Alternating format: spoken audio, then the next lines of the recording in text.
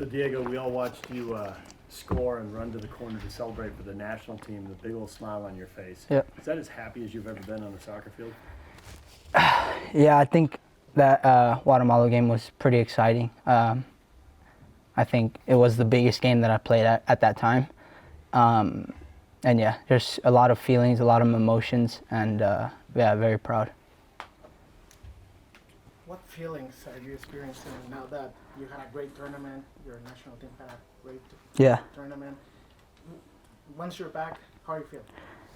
Yeah, they've kind of all went away now. I think those first couple, days after were very intense with emotions and feelings, but I think now it's kind of just solely strict on RSL now. I'm really focused here, and now for the game on Saturday. That's kind of how it is, quick turnaround, and yeah, ready to go. How grueling is a national team schedule given that you're constantly switching cities? It's like a long road trip. Yeah, it's difficult, very difficult. I think we were in 8 different cities in a month. And this thing says it wants me to unmute it, the host. Sorry, guys. But I think, yeah, it's difficult. Train, play, travel. I think recovery is very important. That's something that this camp has taught me, that the recovery and, taking advantage of the staff here and the people that are here, trying to help you is really goes a long way when it comes to, a long period of time. Is that the biggest lesson you learned, or are there other lessons you learned? No, I think, yeah, the recovery one was up there, that how much big of a difference it makes with, 3 days of time to rest between games and traveling and stuff, and making sure you're feeling your best to perform at a high level. Can you describe the energy underneath that international spotlight for those of us who haven't experienced it? And just being 4th of July weekend, so much patriotism and national pride on the line as well. Yeah, it was cool. I think the support that we received was crazy, and I think everybody gave us that extra motivation that we needed. And yeah, to represent your country at an international level is a feeling that you can't really put into words. The amount of proud and honor and grateful you are to be there to represent the crest is awesome. So I think that's the biggest thing. What's your biggest takeaway from it all that you feel can help you personally here with RSL and your club here? Yeah, I think one thing is the leadership, going over there and performing for your country and doing very well, and now bringing that here and keeping that same mindset, right, to perform here, to help the players, help the team on the field, but even off the field, making sure, being more of a leader.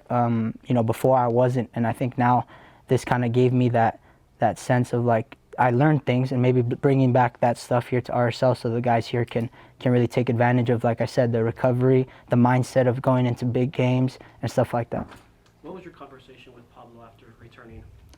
Yeah, it was good. I think, it was him telling me that he's very proud of me and that I had a great tournament, and I think coming back here and, seeing how I'm feeling after a big trip for me, a big month, and then now really getting back into it and seeing, putting me back onto what I missed while I was gone.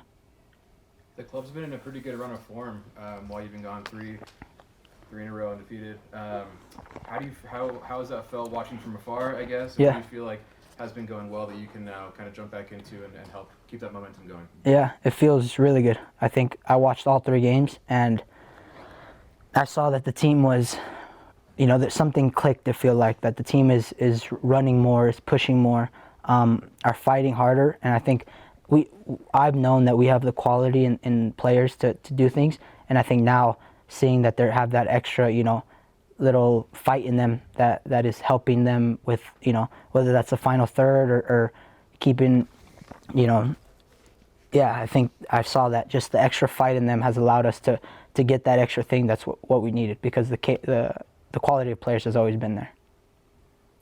Now that you tested your level against very important national teams, for you, how do you feel like, or in what areas can you still grow as a player?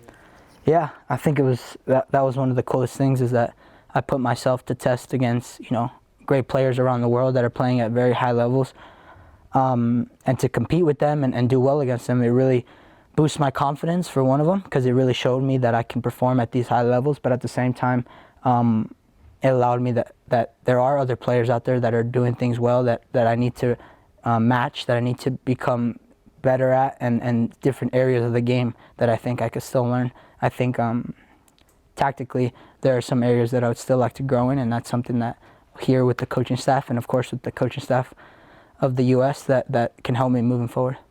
Breaking into the national team's A goal and Gold Cup is nice, but it's not the ultimate goal. Do you feel like you bettered yourself in terms of putting yourself in position for the big dance for the World Cup next year and everything? Yeah, I think every opportunity you get to wear the crest, you have to take it, right? And I think every chance you get and every time you perform is another step closer, right? But at the end of the day, I think, you spend 85% of the time here with your club. All the players do. So I think performing with your club is the biggest thing. And then now when you go put on the crest, it's about performing in those moments and what you've done leading up to that to allow you to have a good week with the national team. So I think the biggest thing is to continue to perform here with RSL and, make me feel the best and most confident going into, the next time I'm able to wear the crest. After that Guatemala game, there was a lot of talks about, and Diego Luna's agent must be getting a lot of calls from teams around the world interested in his talents. Have you felt any of that increased interest in your talents after the Gold Cup? Well, there's definitely, social media talks, right, and stuff like that, but I'd hope my agent is busy, right? That's soccer, right? So I think the whole thing in that regarding to that is just, that's his job, my agent, to take calls and whoever's calling, and for me it's about performing on the field and then, let him handle all that stuff. But yeah, social media, you get on Instagram, you get on Twitter, there's things flying everywhere, positive, negative, but I'm really starting to try and get off that stuff because it really is just kind of draining when you see your face on so many posts, positive or negative. It's just kind of, yeah, but yeah. Diego, on the final against Mexico Yeah. in the World Cup, what do you feel it went wrong? Because you were playing really well, and in the final we didn't see the same national team that we saw previously. Yeah, I think it was a difficult game. I think they pinned us back really, really hard, and I think that didn't allow us to get out. I think we were in our half most of the time. I think I was playing a deeper role and defensive role more than I like, right? I think I needed to get on the ball more. I needed to find the pockets, and I think we just struggled keeping the ball. That being said, we still, kept the game very close, and it only came down to, like you said, moments, set pieces, and stuff like that allowed them to take the win. And I think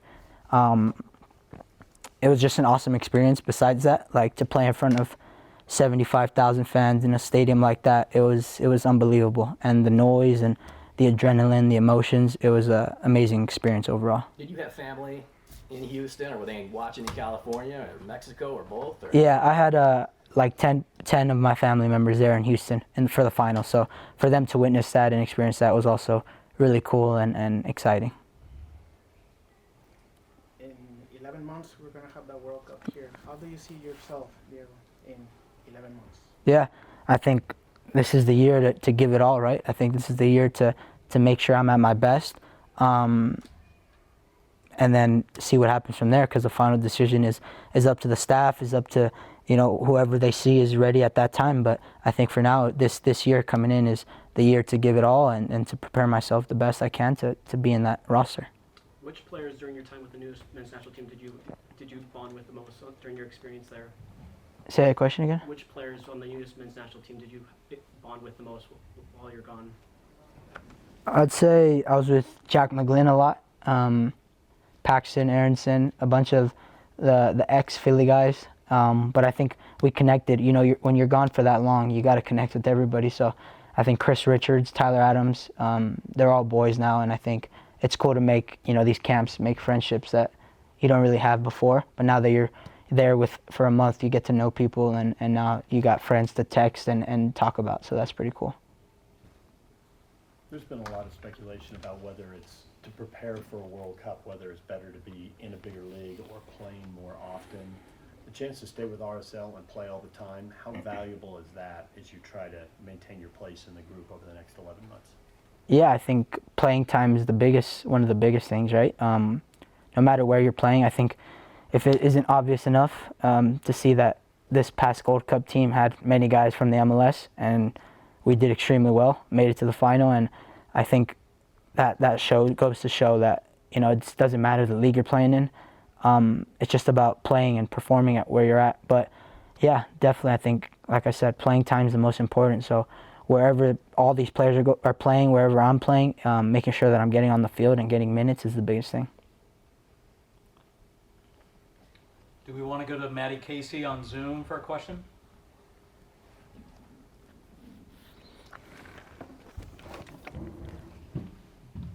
You need to unmute him. Say that again.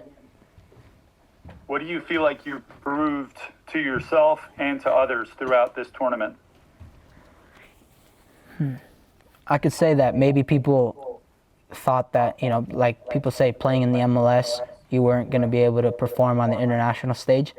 And I think this tournament really helped prove myself that I could play at a top level. And yeah, and I think that really helped, and yeah. When you came back from Argentina, you told us that you learned there that you needed to play with confidence. You needed to have confidence in all aspects of your game. What did you learn most about yourself in this Gold Cup tournament? I think playing freely, playing with joy is something that I'd say put into a routine is the biggest thing. Like understanding what works for me, and that's something that I've struggled with my whole career, is kind of the routine and what works for me, what mindset I have to be in to perform. And I think for me, this tournament really helped me realize to not overthink, to not put pressure on yourself, and to just do it because you enjoy the game and you love it. And I think that works for me, and I'm going out there and just, like I said, doing what I'm doing and doing what I love to do, and that allows me to play my best. So I think once I start to put pressure or get into my own head, I think things are more difficult for me. So that was the coolest thing that I learned about myself. Awesome. And then last one for me, Mauricio throughout the tournament praised not just your technical ability, but your maturity and your drive. What kind of conversations were you having with him and his staff about your future?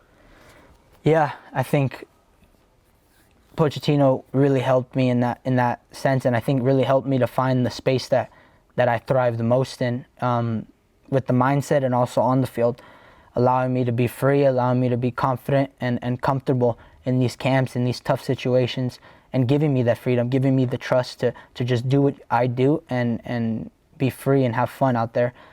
So he really allowed me to do that, and then always just comforting me in the sense of like, you're here for a reason, and we know what you're capable of, so just go out there and do what you do. And that really gave me the freedom and confidence to perform. Thank you very much, Diego. You're welcome. Go ahead, Fran.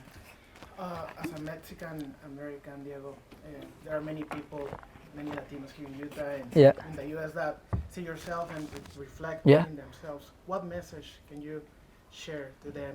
Difficult situations nowadays with the Hispanic community in the country, but what's a good message you can send to them? Yeah, I think that's a good question. I think for me, you can see that, you know, I want to be an example for the Mexican Americans right now, and I think, you know, in the future and whatever, but for me, it's about, you know, being kind, being supportive of each other, and I think through the tough times that are happening right now is everybody sticking together, being smart, being positive, and I think for me, it's just, you know, it's kind of hard because, you know, people see me as, you know, a soccer player, right? But I think it goes further that I'm exactly in the same shoes that they are. And, you know, I just happen to be good at soccer. So I think for me, it's really cool to bond and connect. And I think sticking together is a very big thing, and understanding that, you know, we're here and yeah.